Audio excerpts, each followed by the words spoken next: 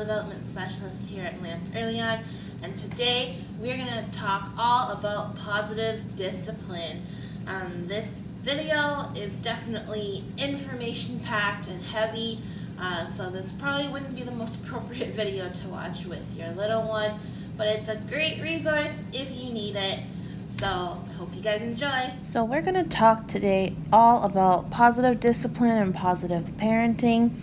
We are going to touch upon what positive parenting and discipline looks like, if timeouts are actually helpful or harmful, and then we're going to get into the different ages, and we're going to talk about structure versus warmth and what that would look like at different ages.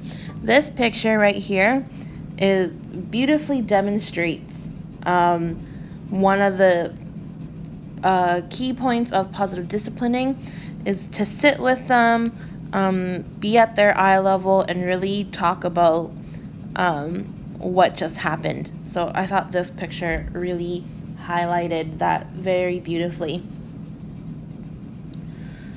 But before we get into all of that, we are going to create some goals for our little ones. So we're going to do two different types of goals.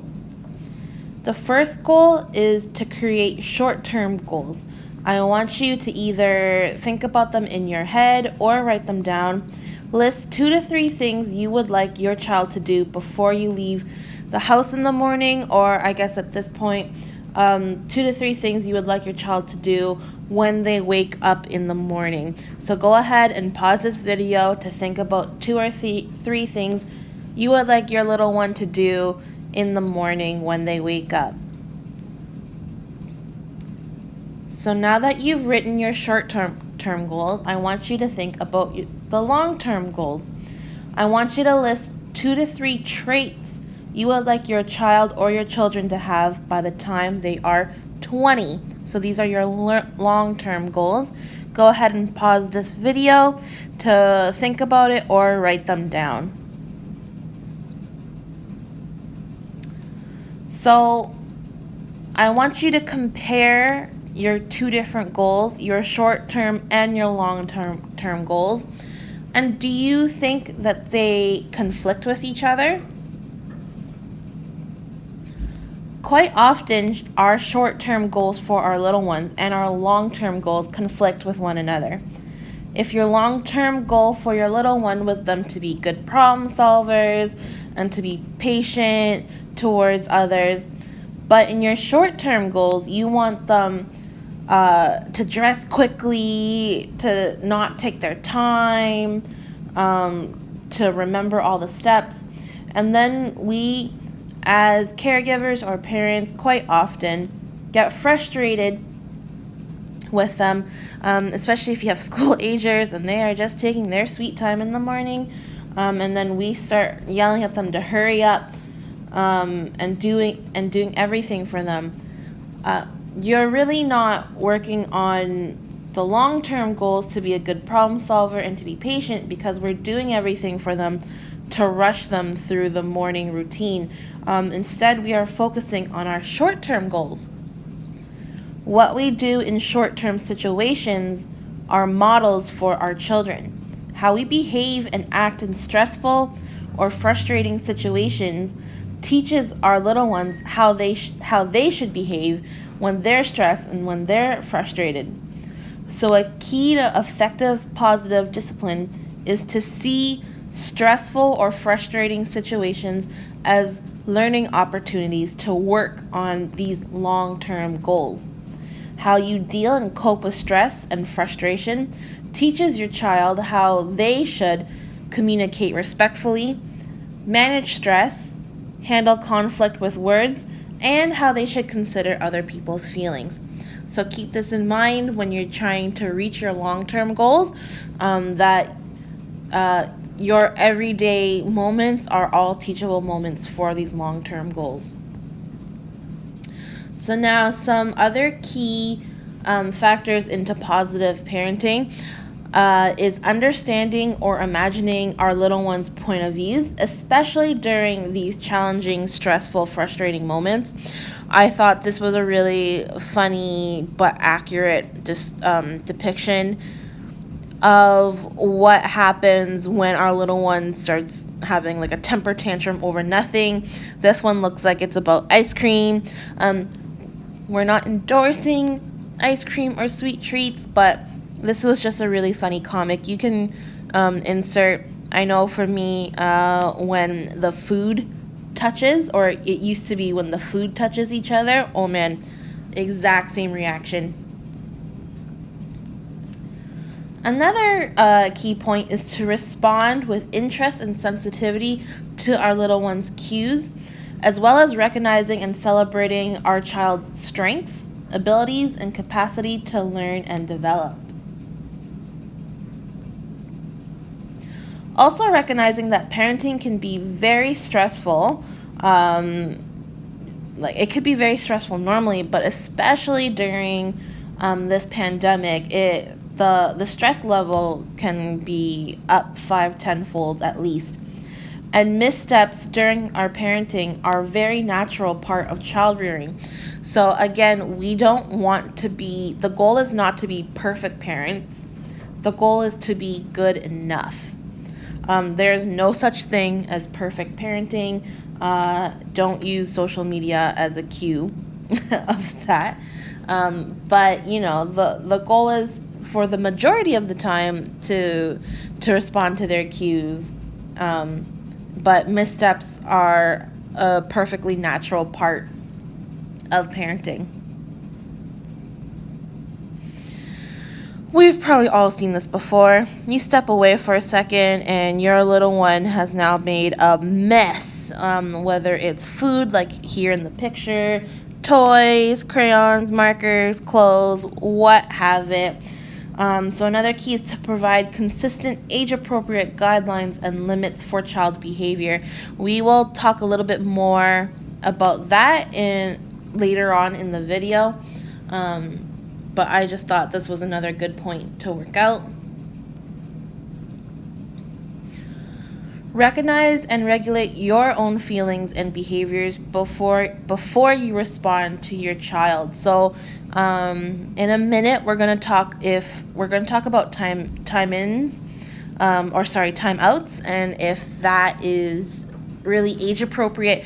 And this video really focuses on 0 to 3 years. But if you do have any questions about the older age children, then please do let me know. My email is always in the description box below. But yeah, so these strategies are more appropriate for children 3 or 4 years of age and under. And it's really important to recognize our own feelings and stressors and triggers. Just like I had mentioned before, what we do and how we respond in stressful situations is a good indicator for our children, for them to learn what to do when they get stressed out. Lastly, seek help, support, or additional supports when needed. There's nothing to be embarrassed about when you're reaching out for help. Everybody needs help. I know I sure do. And if you don't have that good support system, or another trusted adult in your life that you can reach out to help, you can always email us or email me, and we can point you to the right direction. But there is always help for you. Do not be afraid to reach out and ask. So now we're going to get into timeouts, and we're going to talk about whether or not they are helpful or if they are harmful to our little ones. Again, this is for our little ones that are 3 to 4 years in age and under. So there's a number of articles that's been going around, and I know it's been giving conflicting information to us as caregivers or parents. The critics of the Timeout believe that it causes children to become even more distressed or dysregulated, out of control. But this is all under the assumption that timeouts are used because parents are angry, or they're using this for punitive reasons, and they're shaming the child. However, when you're using this appropriately and in a positive manner, Timeins can be a great learning opportunity for your little ones. So now we're calling them time in, not time out. Giving children and us, the adults, the caregivers, the parents, space to calm down can actually be very helpful, not harmful.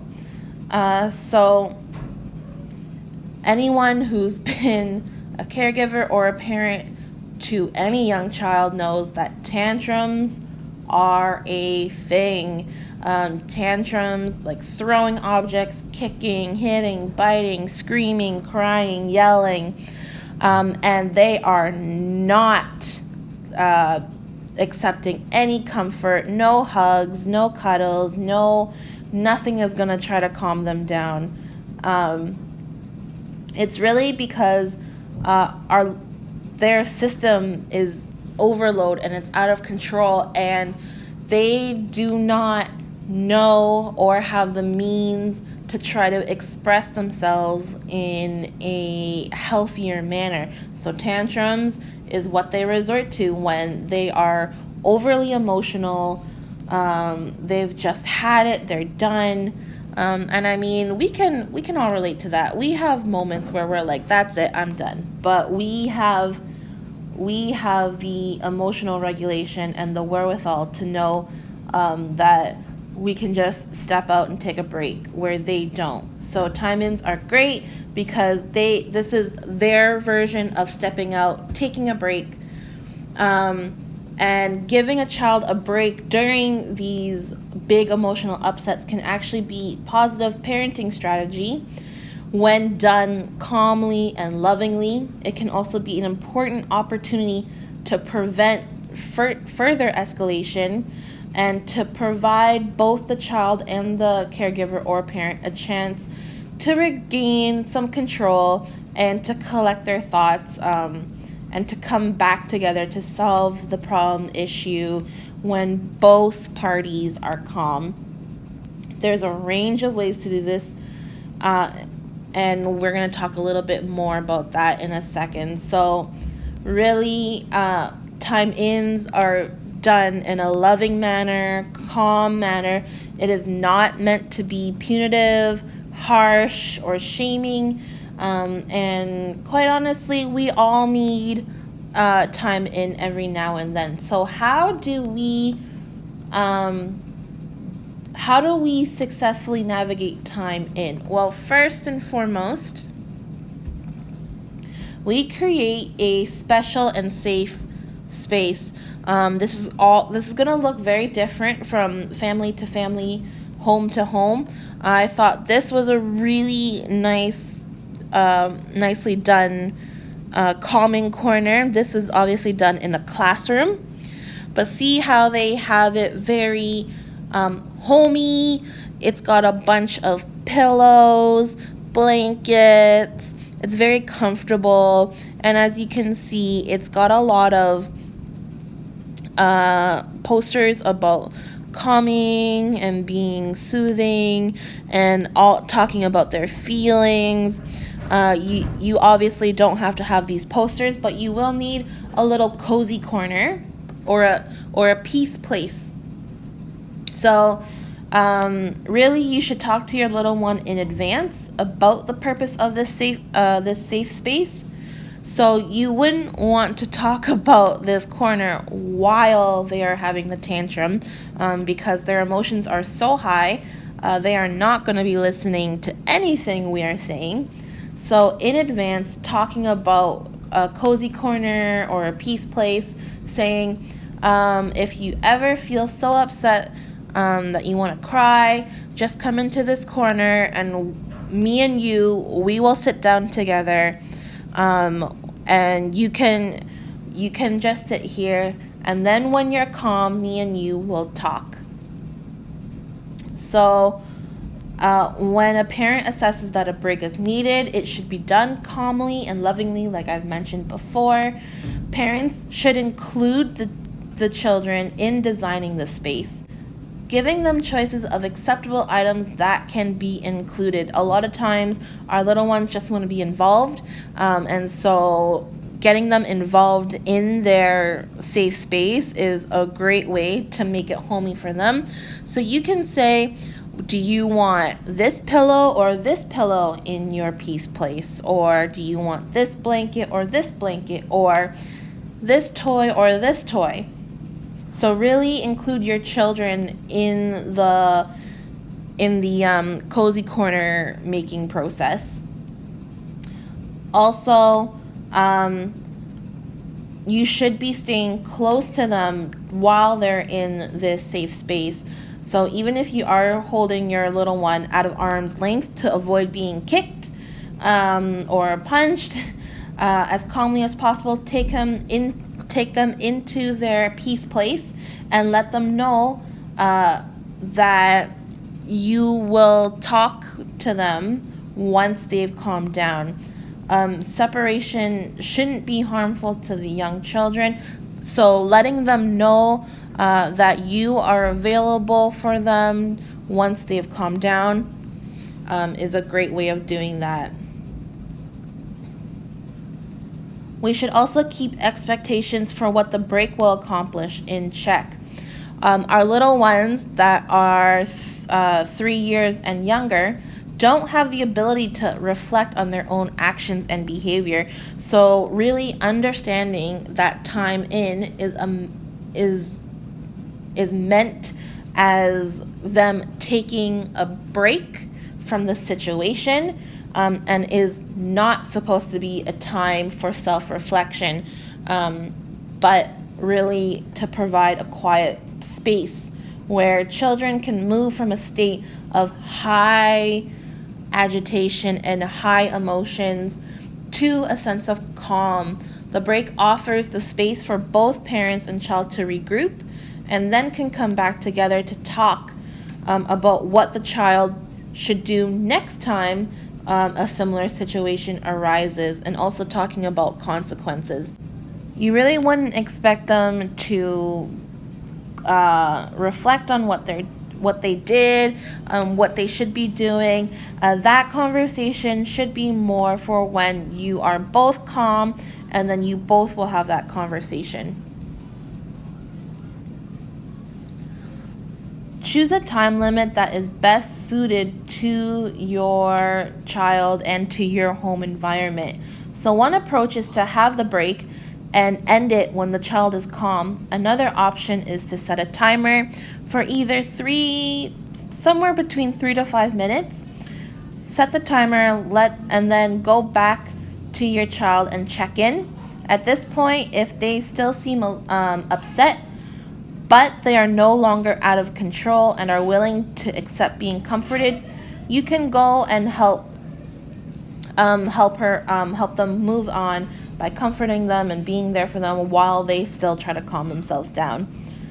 Remember, you're not giving in to whatever caused the original upset. You're just helping them learn how to calm themselves down and accept an alternative solution.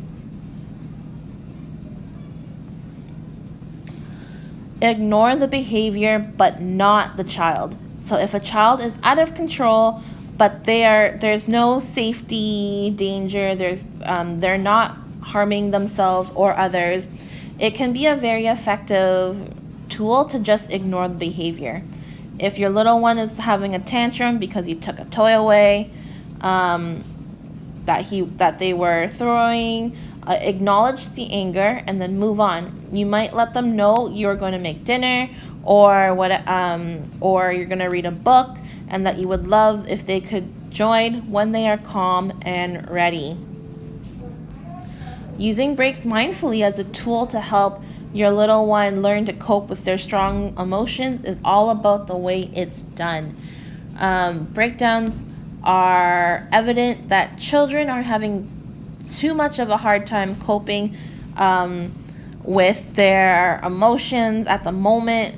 They're incredibly frustrated or disappointed about something. And just we have to keep in mind that tantrums are not purposely done. They are not purposely misbehaving. It's just how they react to situations. Their intense emotions and limited skills in self-regulation sometimes can cause our little ones to lose control and have those tantrums that we see day in and day out, especially around the 2-3 year mark. So a short break, a short time in, is sometimes that's all that's needed. So now we're going to talk about structure and warmth. Positive discipline is a combination of warmth and structure and is a way of thinking to help parents meet both short and long-term goals.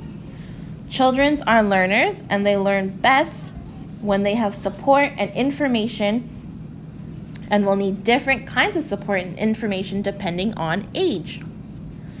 So structure is clear guidelines for behaviors, clearly stated expectations, clearly explained reasons, and support to help them succeed, as well as encourages the child's independent thinking and negotiation.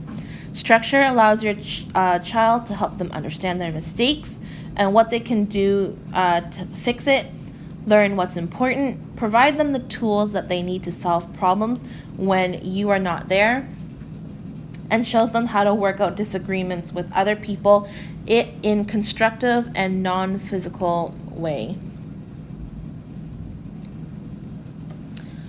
So, for in between 0 to 6 months, warmth is very important at this stage.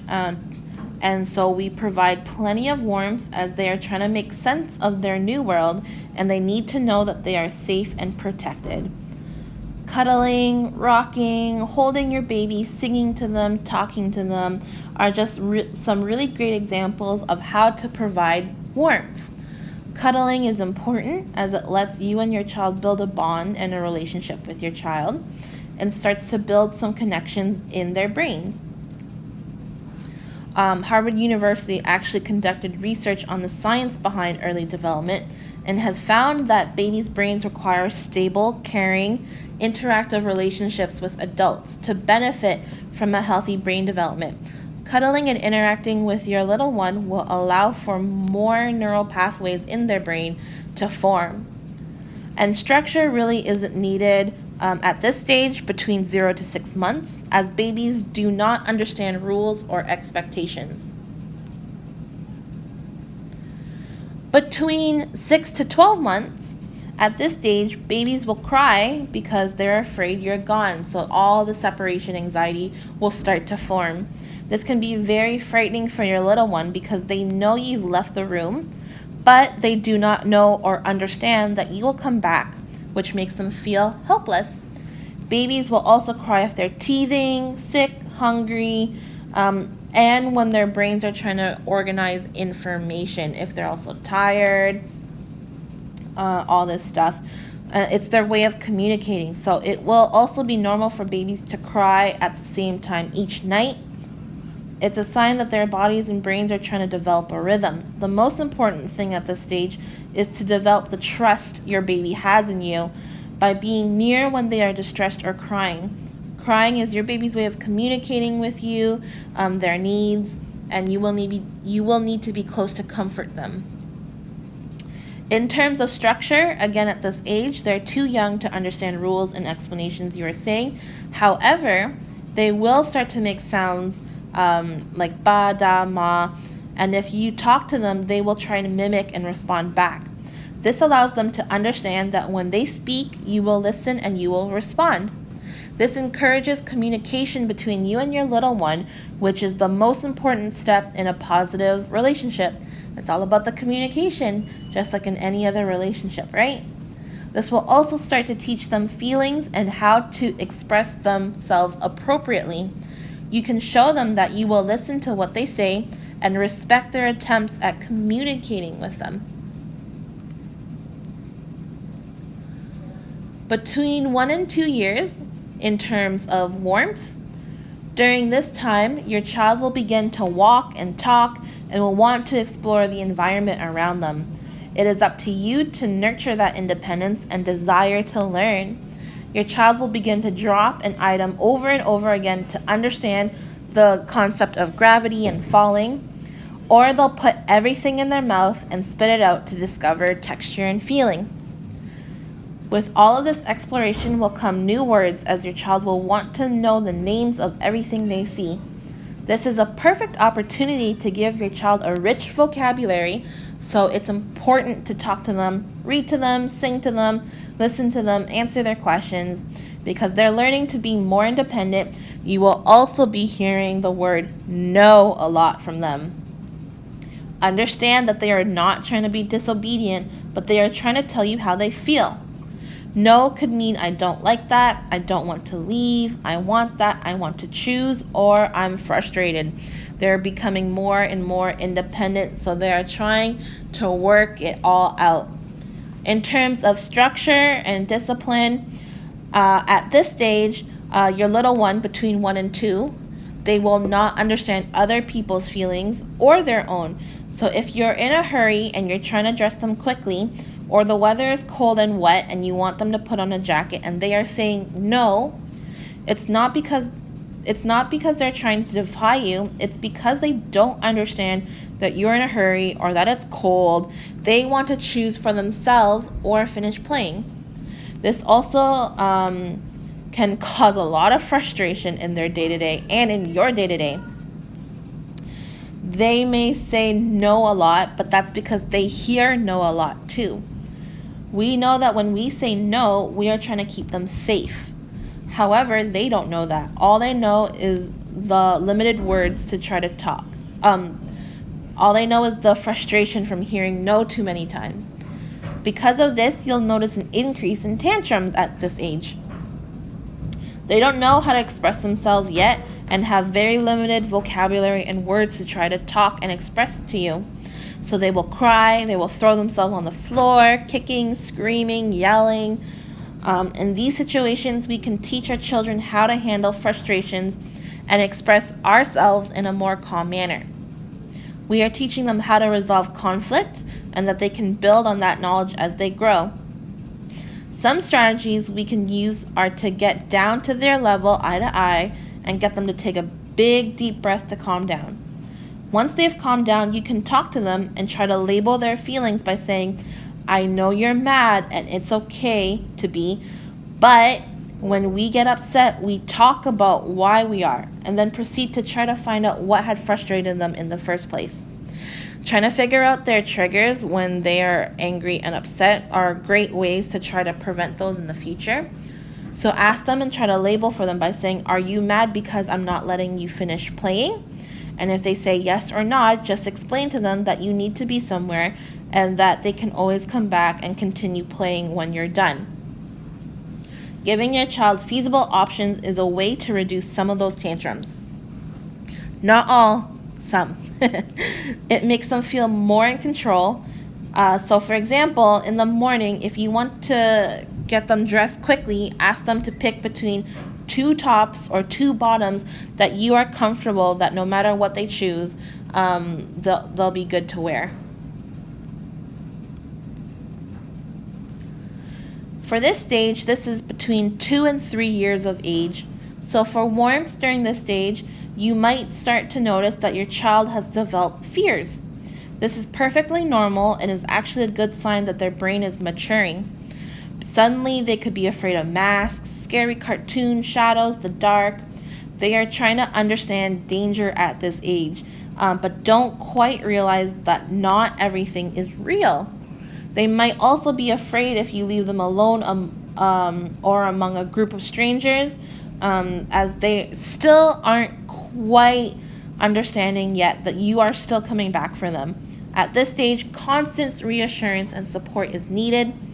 Letting your child know that you will always be there for them and that you always will come back will let them feel more assured and safe. If you're leaving them to play in one area and going to a different area to chat, just point and tell them where you will be and that you will be right back. If you're leaving them for daycare for the first time, and this is pretty common for 2 to 3 years, or at a stranger's place, or like not a stranger, but like a nanny or a relative that they haven't seen in a while, do not wait until they aren't looking to leave.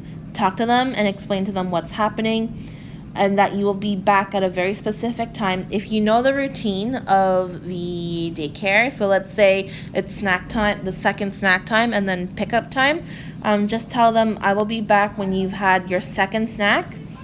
And then that way they can play with all these new toys and their new friends. So also, some children will develop a sudden refusal to being held by family members or friends. This is pretty normal and is an important part of development.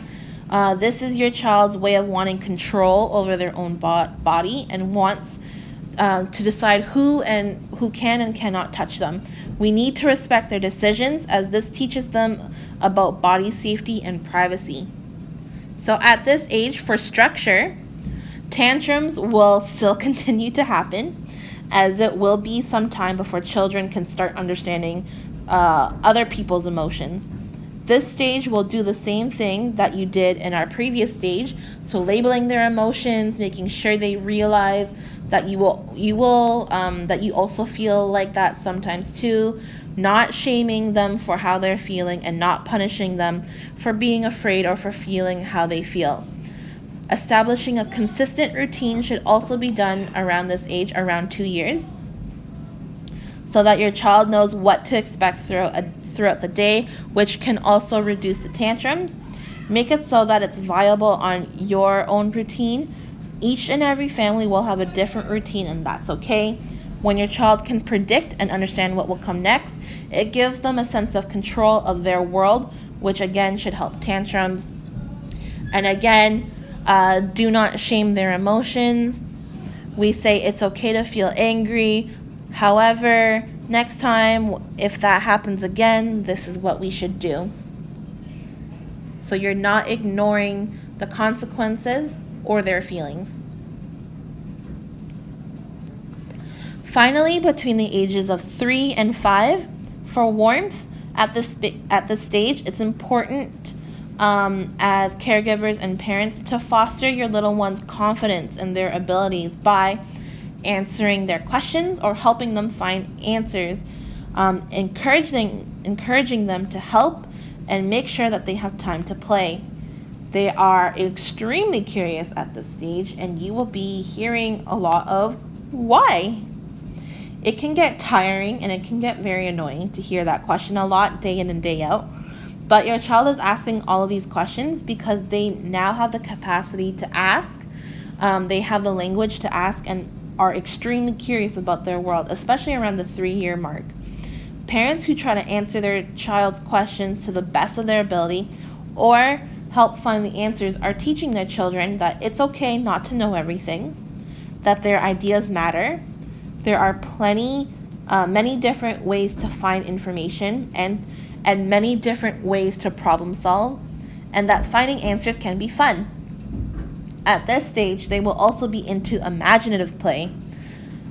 Play, and particularly imaginary play, is a very important part of development for young children, as this allows them to experience empathy and will try to put them in other people's shoes.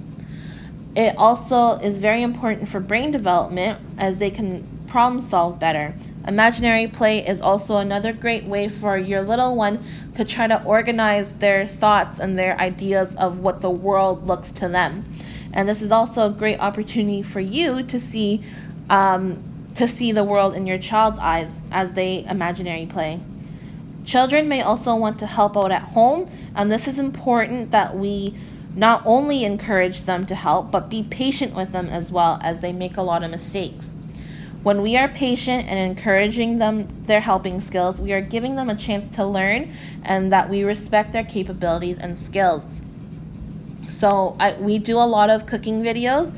The Cooking with Caregiver and Me series is a great way to get your little ones involved in helping with meal prep, setting the table, also giving them an opportunity to learn about responsibilities and that to clean up after themselves, to clean up when they've made a mess, and being patient as they do it.